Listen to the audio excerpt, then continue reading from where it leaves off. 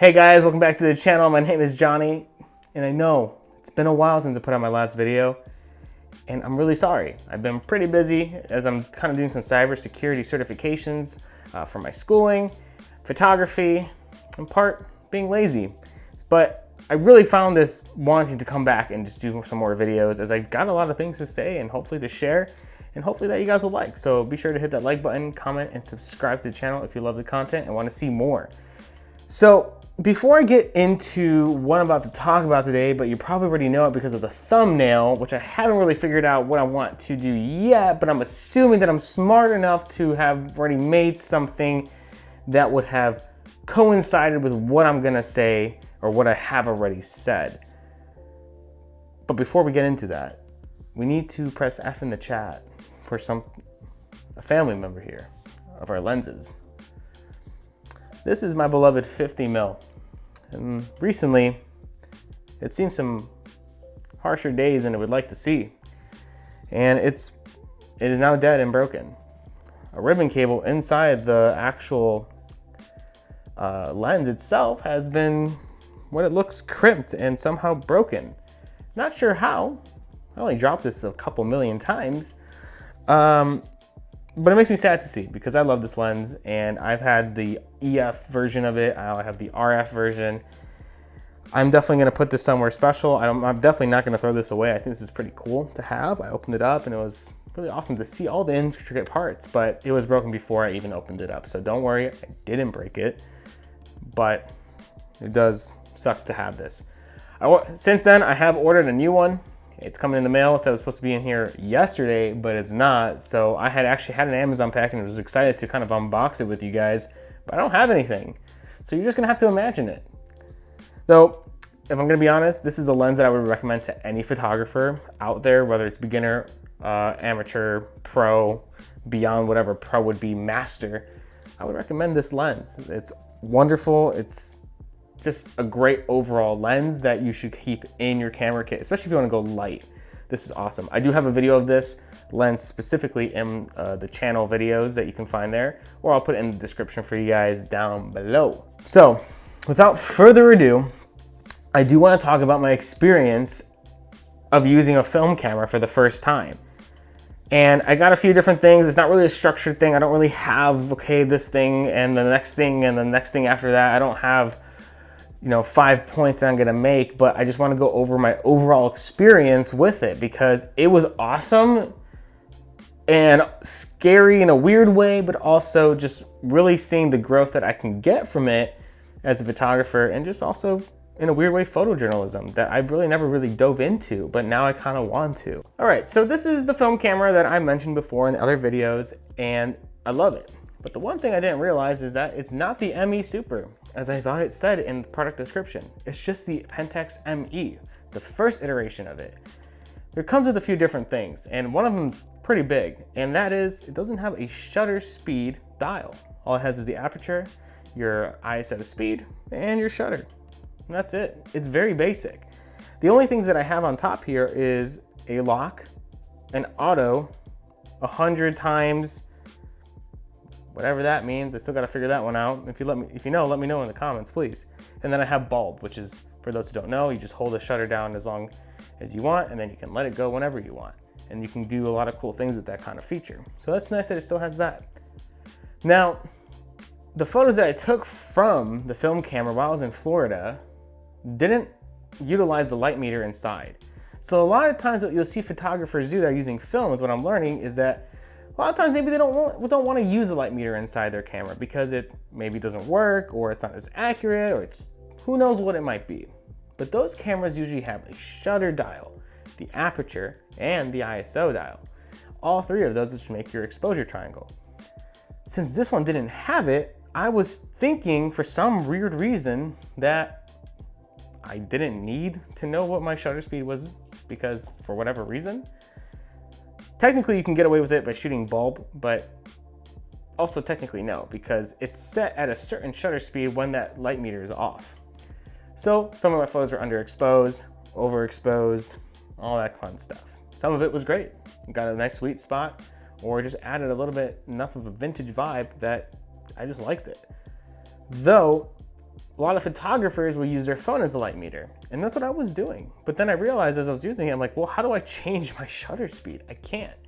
So I got my film developed at a local film developing lab. Super great guy who works there. He kind of works on his own, and everything is just fantastic, and I learned a lot. And I kind of came back to him as I went to go pick up my film, and he's like, yeah, you definitely need a light meter for this specific kind of camera since it doesn't have that shutter speed dial.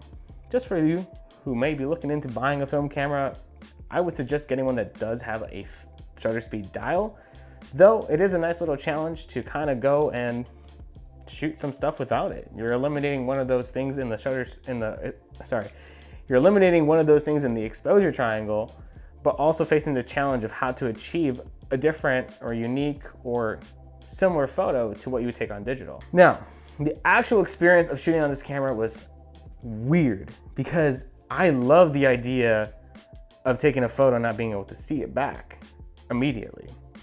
But as I was looking at other photographers who are diving into the same thing or have been doing it for a while, they get nervous. They get really, something comes in them where like they don't like the idea that they can't see it and they're worried or whatever it might be. They get some kind of anxiety.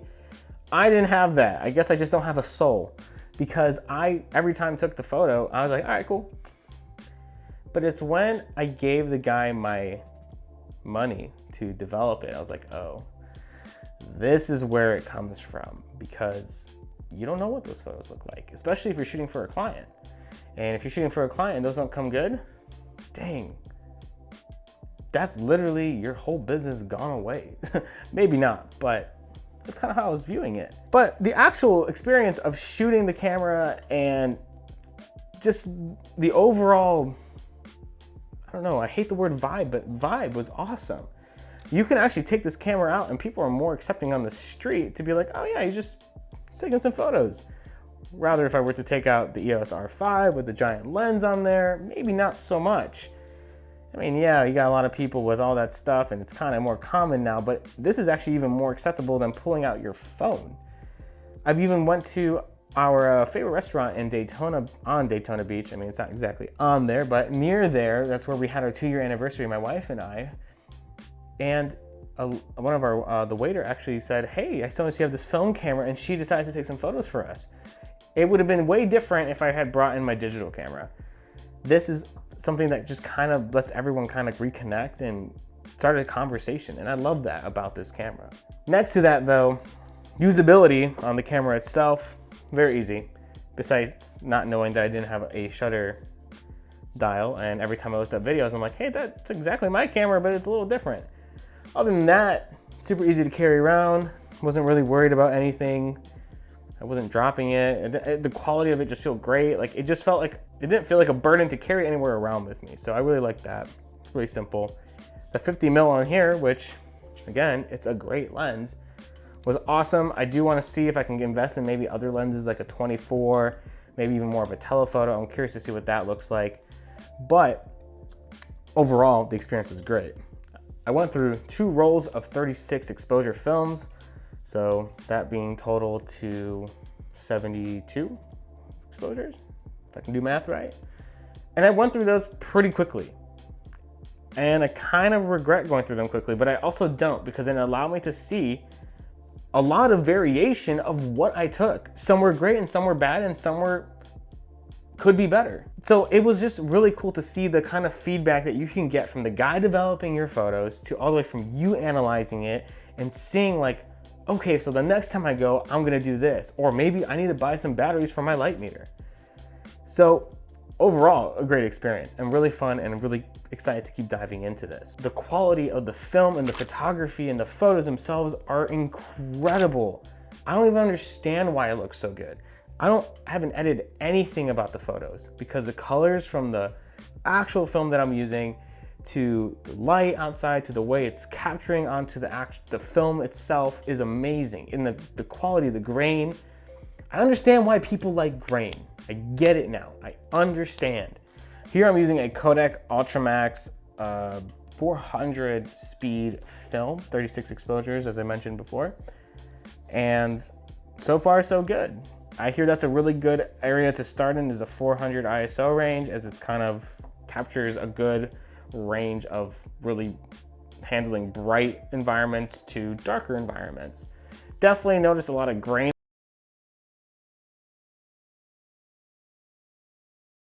stuff. So that is kind of my experience with film. I just wanted to throw out a video, just kind of give you an update of where I'm at and just hopefully keep doing this stuff. There's a lot of Instagram people out there that are shooting so many cool things with film. One specifically, I'll put him in the video. Hopefully I remember to do this. Obviously I'm gonna be editing, so I should remember. I just don't remember his name off the top of my head, but he does a lot of photos of like Porsches and Ferraris, and they're a different kind of quality of photo and image that comes from this stuff. And I just love the way it looks. Like, there's some film photography that I don't like. It's trying to be vintage more than itself. But this guy, he does a really good job. So hopefully one day I can get to that point or just kind of create my own style. But that's my experience with film cameras for right now. Is again, I only have gone through 72 exposures, going on to my other 36 right now, and I just hope to do more. But let me know in the comments any tips or tricks for the film camera, what maybe you're shooting on, or if you've run into the same kind of problems or awesome experiences that I have. Please let me know in the comments. I would love to read them and get to connect with you guys. Be sure to like the video and be sure to subscribe if you loved it and you want to see more. Again, love you guys. Peace out.